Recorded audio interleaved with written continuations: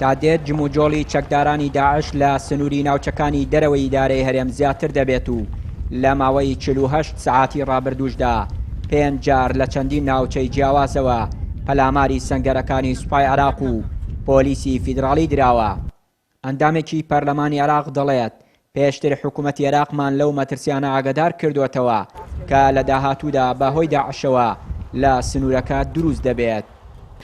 دیارە ئەوەی ئێمە بەستمانە بەجددی ئەبێ ژوورێکی عملیاتی مشتەرەک دروست بکرێت لە کارکۆک و بە هەماهەنگی هەموو لایەک و بتوانین ئەو بۆشایە ئەمنیە گەورەیە پڕ بکرێتەوە لەبەرەوەی حکوومەتی عێراق بەتەنها خۆی ناتوانێت کۆنتترۆل و سەیطەرە بەسەر ئەو ناوچاوە نەدا بکە.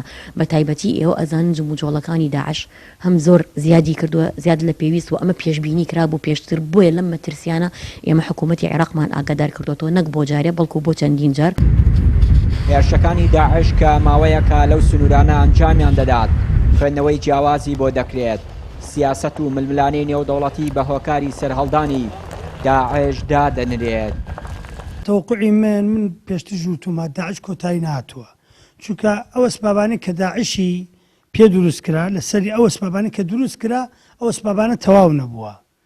بۆیە عێراق کاتی خۆش من هەوتومە عێراقەکە بێ داعش کۆتایی بە داعش بێنێ ئەبێ دانیشە بە شێوەیەکی نێنی لەگەڵ ئەمریکا دانیشێ قسە لەسەر ئەسبابی نێشتنی داعش بکە.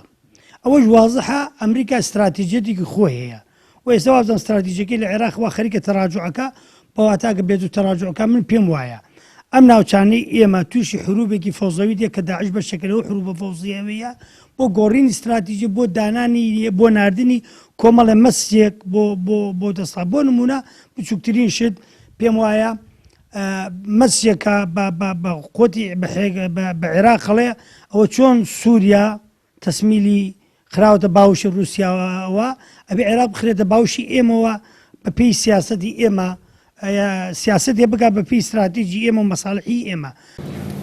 جگە لە کشانەوەی هێزەکانی ئەمریکا لە کەرکووک و ناوچەکانی دەرەوەی ئیدارەی هەرێم بۆ شایە ئەمنی و نەبوونی هەمانگی لە نێوان پێشمەرگە و هێزەکانی حکوومەتی عێراق هۆکاری دیکەن بۆ ئەوەی داعش چالاکیەکانی زیاتر بکات و بۆ شایی ئەمنی بخاتە خزمەتی پیلانەکانی.